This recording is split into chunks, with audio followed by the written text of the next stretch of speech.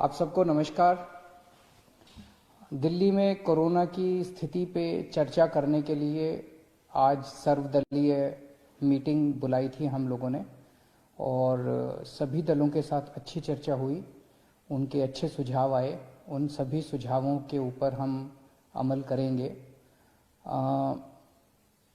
उस मीटिंग में मैंने सभी दलों से एक ही बात कही, ये समय बड़ा कठिन समय है दिल्ली वासियों के लिए, जब कोरोना के केसेस बहुत ज़्यादा बढ़ गए हैं। ये समय राजनीति करने का नहीं है। राजनीति करने के लिए तो पूरी जिंदगी पड़ी है। हम लोगों को थोड़े दिन के लिए राजनीति को साइड कर देना चाहिए, बयानबाजियों को साइड कर देना चाहिए, आरोप प्रत्यारोप को साइड कर देना चाहिए। ये समय सेवा करने का है। जितनी हम सेवा करेंगे लोगों की, उतने लोग हमें याद रखेंगे। आने वाली पीढ़ियां हमें इस बात के लिए याद रखेंगे कि जब दिल्ली इतनी कठिन परिस्थिति से गुजर रही थी तो हमने बाहर निकल के लोगों की कैसे सेवा की। वो ये इस बात पे याद नहीं रखेंगे कि हमने कितनी अच्छी राजनीति की। इस बात पे सबकी सहमति थी, सभी दलों की सहमति थी कि हम सब मिलके, सारी पार्टियां मिलके, दिल्ली वासी बनके, देशवासी बनके, हम सब लोग इस टाइम लोगों की सेवा करेंगे। मुझे बेहद खुशी है, सभी लोगों ने इस बात का समर्थन किया। पिछले कुछ दिन से इसी बात पे आरोप प्रत्यारोप चल रहे हैं छठ पूजा को लेके। हम भी छठ पूजा करते हैं, सब लोग छठ पूजा करते हैं। खास तौर से हमारे पूर्वांचली जो बहन भाई हैं, उनकी बहुत ज़्यादा श्रद्धा है छठ पूजा पे। हम चाहते हैं कि हमारे बहन भाई छठ पूजा बहुत अच्छे से मनाएं।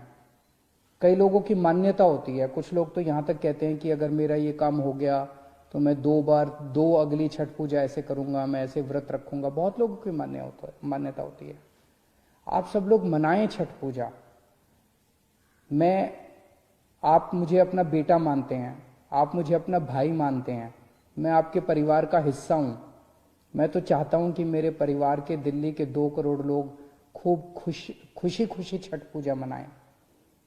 लेकिन आप सोच के देखो कि अगर हम बाहर किसी तालाब के अंदर 200 लोग एक साथ उतरेंगे और उसमें अगर एक को भी कोरोना हुआ, और हो सकता है, कोरोना कईयों को होता है, पता भी नहीं होता, अगर एक को भी कोरोना हुआ और अगर हम 200 लोग उस तालाब में उतरे तो सबको कोरोना हो जाएगा 100%। ये सारे एक्सपर्ट्स का कहना है कि उस पानी के जरिए जिस बंदे को कोरोना होगा वो पानी में उतरेगा और वो पानी कोरोना का हो जाएगा, उससे उसका वायरस उस पानी में चला जाएगा और उस पानी से बाकी सबको हो जाएगा। 100% सबको। आप सोच सकते हो कि कितने बड़े स्तर के ऊपर कोरोना फैल सकता है। तो छठ पूजा करने की मनाही नहीं है, केवल और केवल इतनी मनाही है कि किसी भी पब्लिक पॉन्ड पे, किसी भी पब्लिक तालाब पे, किसी वाटर बॉडी के अंदर हम उतर के एक साथ छठ पूजा नहीं मना सकते। अपने अपने घर में मनाते हैं ना इस बार छठ पूजा। अपने अपने बात तो दिल से भक्ति करने की है, अपने अपने घर पे मनाएंगे। और यही सोच के कई सरकारों ने पब्लिक पॉन्ड में, पब्लिक वाटर बॉडी के अंदर, पब्लिक पानी की किसी भी उसके अंदर छठ पूजा मनाने के ऊपर, गुजरात सरकार ने सूरत में, अहमदाबाद में पाबंदी लगाई है, मुंबई में पाबंदी लगाई गई है, हरियाणा में पंचकुला में पाबंदी लगाई गई है। तो यही सोच के लगाई गई है। मैं क्यों चाहूंगा कि छठ पूजा धूमधाम से ना मना पाए लोग? हम क्यों चाहेंगे? हम तो चाहते हैं कि सब लोग धूमधाम से मनाएं। जब से हमारी सरकार बनी है, दिल्ली के अंदर छठ पूजा मनाने के लिए कितनी तैयारियां करते हैं। सरकार कितनी तैयारियां करती है, सरकार कितना बजट देती है छठ पूजा की तैयारियां करने के लिए। लेकिन इस बार ये महामारी है और आप ही की सेहत के लिए, अपने परिवार की सेहत के लिए हम ये कदम उठाने पे मजबूर हुए हैं। छठ पूजा मनाएं, अपने अपने घर पे मनाएं। बाहर एक साथ किसी भी तालाब या किसी भी ऐसी वाटर बॉडी में एक साथ ना उतरें, क्योंकि अगर हम उतरे तो सबको एक साथ कोरोना हो सकता है। और मेरी फिर से विनती है, छठ पूजा बहुत पवित्र त्योहार है। कोरोना बहुत बड़ी महामारी है, इस पे राजनीति मत कीजिए। आज की डेट में दिल्ली में 7,461 बेड, लगभग 7,500 बेड अभी अवेलेबल हैं। दिल्ली सरकार के अस्पतालों में, केंद्र सरकार के अस्पतालों में, प्राइवेट अस्पतालों में मिला के 7,461 बेड अवेलेबल हैं। लगभग 446 आईसीयू अभी अवेलेबल हैं। 450 के करीब मोटा मोटा मान लेते हैं आईसीयू अवेलेबल है। और सरकार ने आज कुछ अहम निर्णय लिए हैं बेड, कोरोना के बेड बढ़ाने के लिए और आईसीयू बेड्स बढ़ाने के लिए।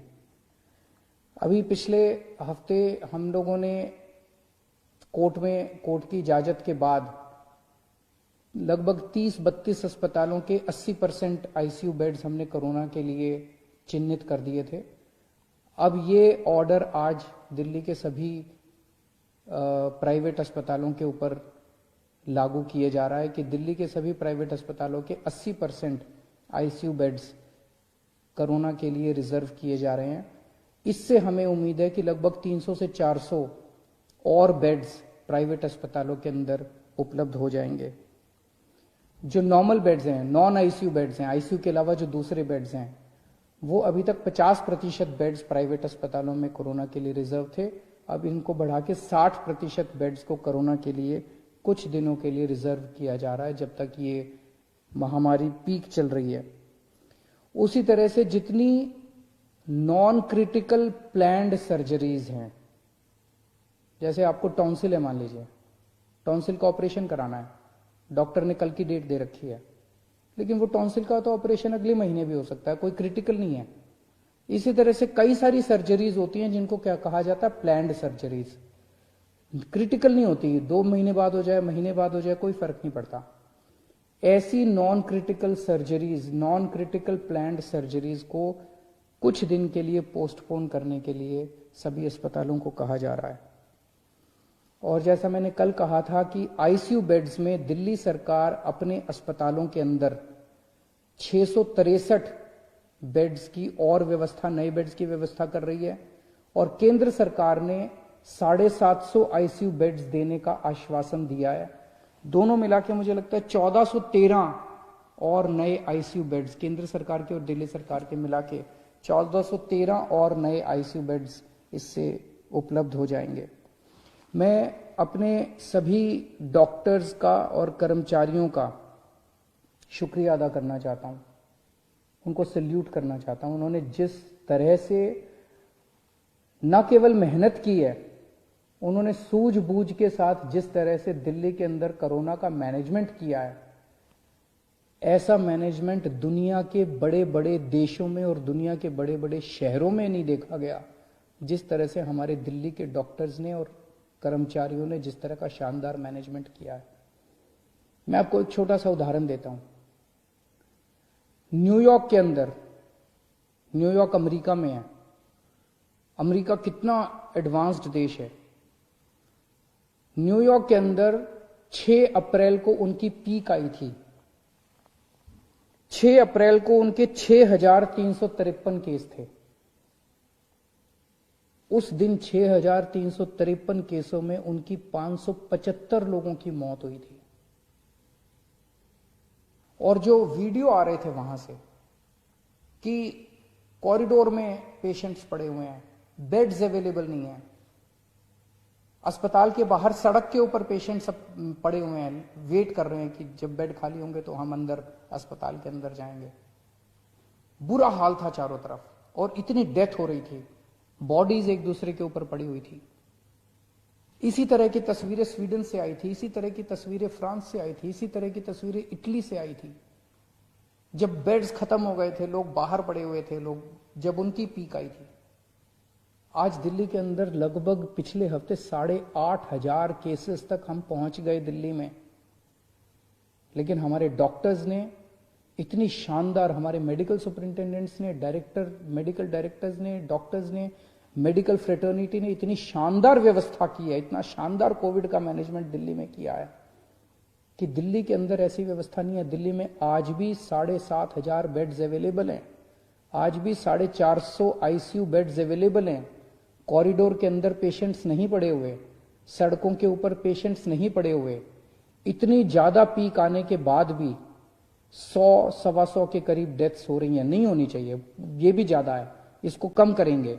लेकिन जब आप इतने एडवांस्ड कंट्रीज से कंपेयर करते हो जहां पे बुरा हाल हो गया था, मुझे लगता है हमारे डॉक्टर्स ने बहुत शानदार प्रदर्शन किया है।